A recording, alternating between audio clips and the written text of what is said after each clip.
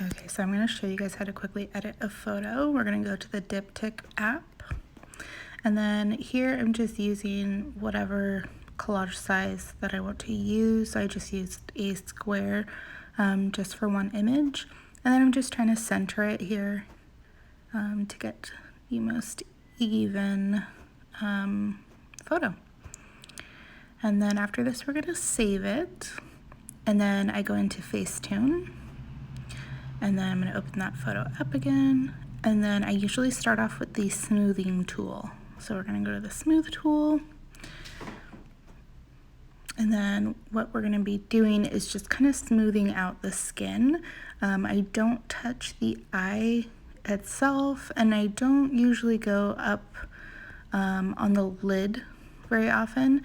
I try to keep the eye area where the lashes are just untouched because I don't want to mess with that. If you over edit, it can look really fake, obviously, and we don't want that. We just want to showcase those lashes to try and get a really pretty look out of it. So usually I just go around under the eye first. I'll zoom in if I need to get in between those bottom lashes. There are some people that do have a lot of fine lines under the eye.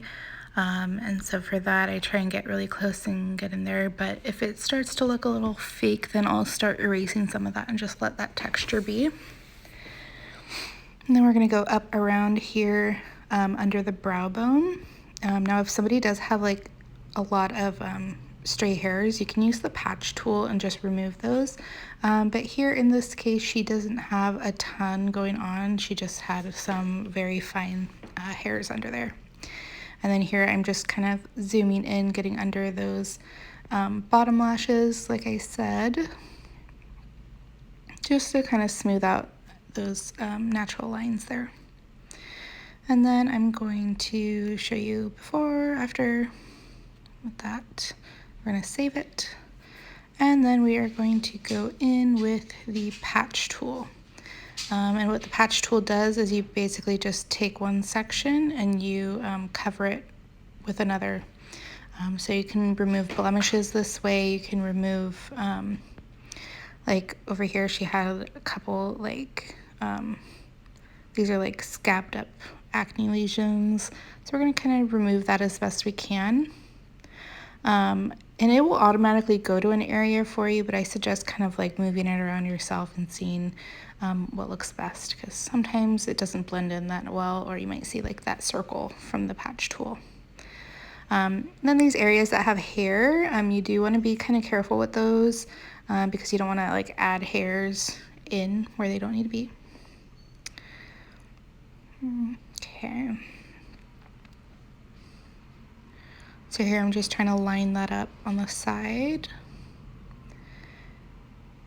And it's okay if there's like some marks left. You just don't want like the bigger blemishes to kind of overtake the photo.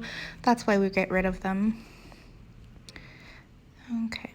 Now sometimes I actually go in and I whiten the eyes. Here I tried to do that, but as you can see, it kind of leaves an almost like yellowish tint to it. So if I did that all around the entire eye, it's going to look very fake. So I decided to just exit out of that and delete that altogether because I think it looks pretty just the way they naturally are. Sometimes I go in with the details tool and I'll go around the eye and like really add more detail to the eye. Sometimes it can look overdone, so you just want to like keep checking your little tool there before and after.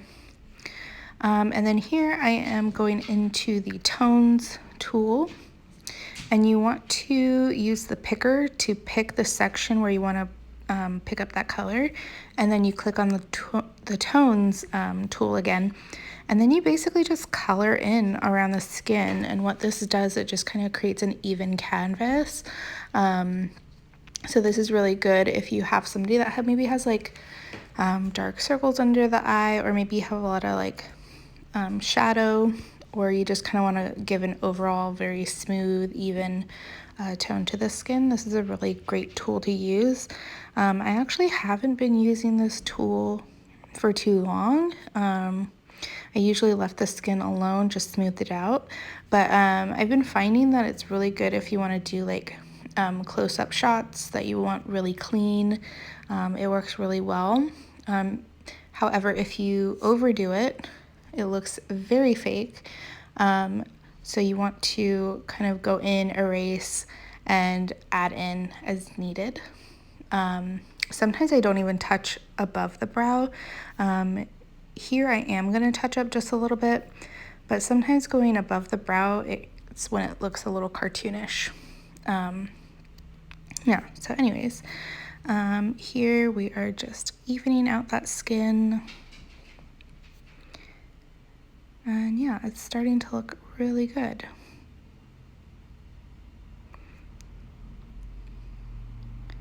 And then as you go around each section, you want to use your picker tool to pick up color in that area so that you blend it in, because if you just use the one color, it's gonna look very, very fake.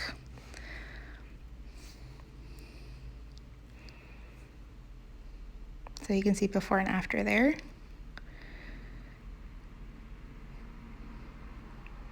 And I like to use that tool of that little blue circle button there to look before and after, because then you can kind of see your progress and see where you might want to make changes.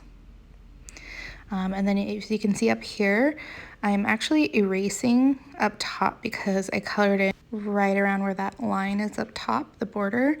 So I want to go in and I want to go ahead and just erase some of that from the sides because I don't want it to show up in my final photo because that's not cute to post. All right, so far so good, right? So just checking my work again.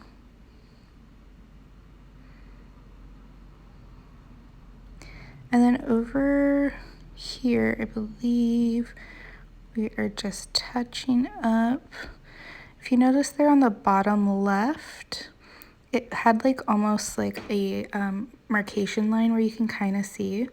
So what I'm trying to do is just blend that a little bit better, because I don't want it to be like too noticeable. You see I keep checking it.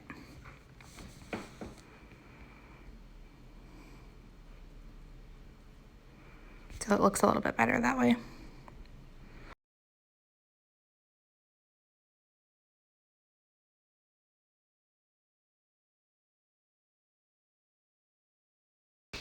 Okay, and then now we are just going to go up above a little bit on the eyelid, just because she does have a little bit of pigmentation there and I want to try and cover some of that up.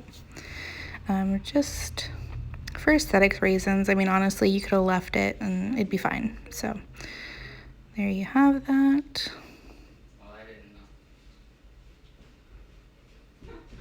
And then it looks pretty good to me. I'm not even going to use the detail tool, so we're just going to save it. And then we're going to open it back up in the Adobe Photoshop Express app. And I use this app a lot for heavier editing. And I like to use the exposure and the contrast, get the shadows, and trying to like brighten it up, but still retain that detail.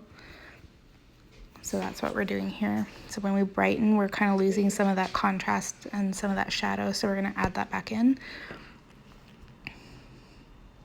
And then I also really like to do a tint. And because my whole color palette is very like purpley and pink, I like to add in a little bit of that purpley pink tint to it.